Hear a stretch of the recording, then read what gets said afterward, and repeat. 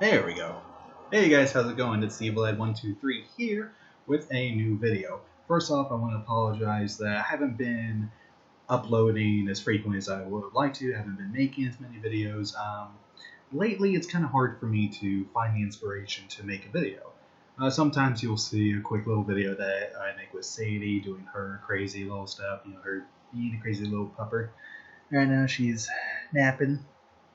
But yeah, anyway, I wanted to do a little video to talk about some of the things that have been going on, mostly in particular with films that have been delayed, have been pushed back to later on in October, or even as far as next year or the year after.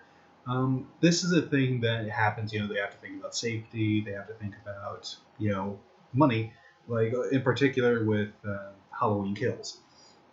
Now, with the new Halloween movie, as you guys know, it's been pushed back from its original release date, which was supposed to be October 15th of this year, to October 15th of 2021, and also for the third installment to be pushed into October of 2022.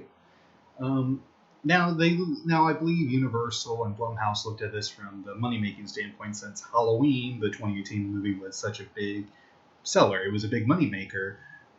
They probably were looking at this. They said, nah, hey, look, financially, we want this to be as successful as the 2018 one. And with the theaters not being releasing at full capacity, they felt like, okay, well, this is not going to get the views, this is not going to get the revenue coming in as it would have if the theaters were at full release. And also VOD sales, they were looking at that like, well, is VOD going to be a good thing for this too? Now, many people believe that they should just, bite the bullet and release it on VOD because, from what I understood, they just gave a good example. Invisible Man, did great in the VOD sales, and it was still out in theaters. Even though it didn't make the money for theaters, it made up for it in the video on demand sales. So, really, I think what it comes down to is, does Universal and Blumhouse have as much faith in video on demand? And it seems like, in a weird way, we're kind of going that direction too, because not many people will, go to a theater to see, pay $20 to see a movie, unless it's something like Avengers Endgame, or it's some really big moneymaker like Halloween Kills is going to bring in. But like I said, that's just speculation, or me just sort of trying to figure out like their decision. But really, I can understand where they're coming from. Now, with that happening, however, what was supposed to come out in June 12th of this year was supposed to be the Candyman semi-reboot sequel. That was supposed to come out in June, but now its new release date is going to actually fill in where Halloween Kills was supposed to have its release in October 15th of this year. So, if all plays right and everything goes well, we will have the Candyman movie during the Halloween season, which is something to look forward to.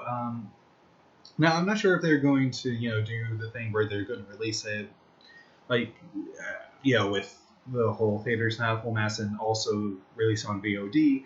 I don't really know how that's going to work out. It's all just sort of playing by ear at this point. And not in horror-related news, Christopher Nolan's movie, The Tenant, was supposed to come out, I believe, in July, in this month, but then it got pushed to August. I don't know what's going on with that, if they're waiting again, because at first I heard, going back to Candyman real quick, I heard that they were looking at releasing it in September, but now it's been confirmed that they're looking at October for the release date. And this just happens with a lot of other film projects. Like you look at Ghostbusters Afterlife was supposed to come out this year, but even Sony said, and Jason Reitman, who made the movie, said, hey, with this opportunity, it gives a chance to look at the movie with a fresh perspective and do little tweaks here and there to make it perfect. I don't know, because sometimes when you look at something and you work on it for too much, it's like, hey, you're overdoing it. And sometimes it's just best like, hey, let it be. But yeah, that's kind of my thoughts on it. And also, what's set to come out to HBO Max in 2021 is Zack Snyder's cut of Justice League, which, from what I've been told and from what I've heard, Zack Snyder's cut of the movie is way better than what the version that we got in theaters, which was mainly Josh Whedon's project of Justice League, like his interpretation of the movie. I've only seen bits and pieces of this, so I can't really say for certain. Like, even though I own it, it's one of those movies I'm iffy about. So hopefully, the director's cut, like Zack Snyder's cut of the movie, is going to be much better. But for anyone who knows me, what I think is the best DC movie so far, well, it's any of their animated movies. Like Red Sun was really good, Gotham by Gaslight. Any of their animated features are great. But I think the best live action that current DC's put out is Joker. Joker was just phenomenal.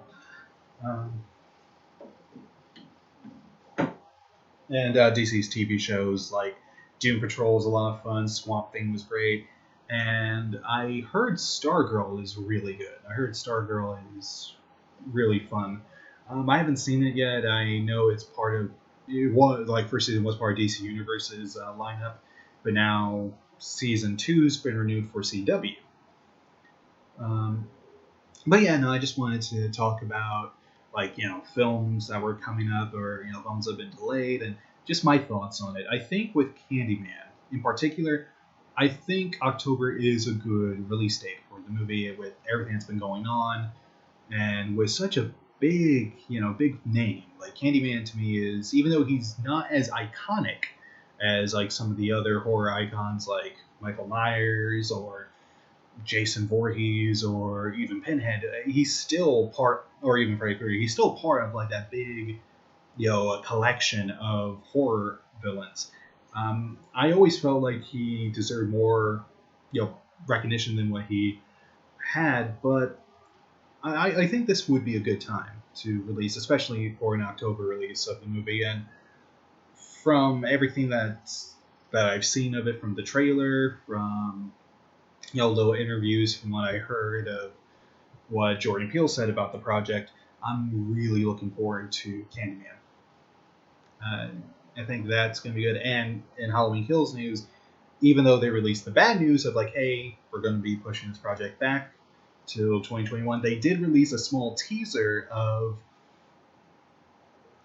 what I would assume is going to be the cold opening for Halloween Kills, which looks good.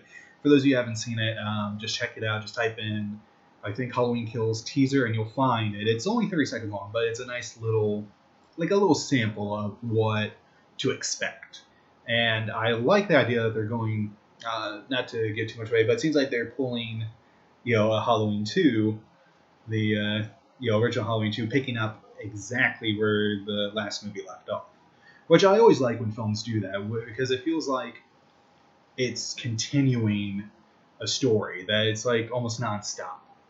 Like you look at the Back to the Future franchise, how Back to the Future 2 picks up exactly where Back to the Future 1 left off, or Back to the Future 3 picks up exactly where Part 2 ended. I like when they pick up exactly at the point where they stopped. I think that's always fun. I think it's really cool because it shows like, oh, okay, this is the next chapter. So I haven't heard too much about Halloween Ends, or as it's now being called, Halloween Dies, which I think is a better title. I know for a fact that Anthony Michael Hall is going to be playing Tommy Doyle. And Kelly Richards, I believe, is coming back to be... She played one of the kids that Laurie was babysitting, and she's coming back to play the same character. Originally, Paul Rudd was supposed to come back to play Tommy Doyle, as he did back in the Curse of Michael Myers movie, but because of scheduling conflicts with Ghostbusters Afterlife, he wasn't able to do it, and Paul Rudd gave his full blessing for Anthony Michael Hall to come in and take on the character. I'm not sure about like how big their involvement is, but I do think it's pretty cool that they're bringing back some of the characters that are, that are part of the Halloween mythos.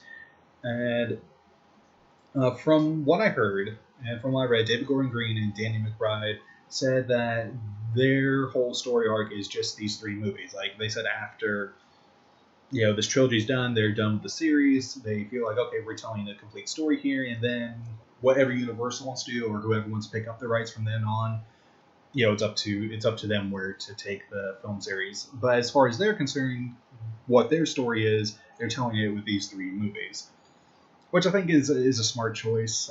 Because with a lot of sequels and a lot of films, you don't want to drag it out to the point where it becomes so absurd. Because that's what happened with Halloween. Like at first, how it started out, and then it went into the whole Cult of Thorn deal, which got so weird and so mixed up that they're like, okay, well, how are we going to tie this in? It's like, well, forget it, we'll just reboot it.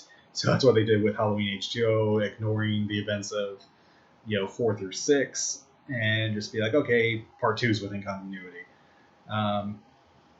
But then, where they decide to reboot again, with Rob Zombie's films, and now with the 2018 Halloween movie, just ignoring all the others that came before and saying this is a direct sequel to the first Halloween.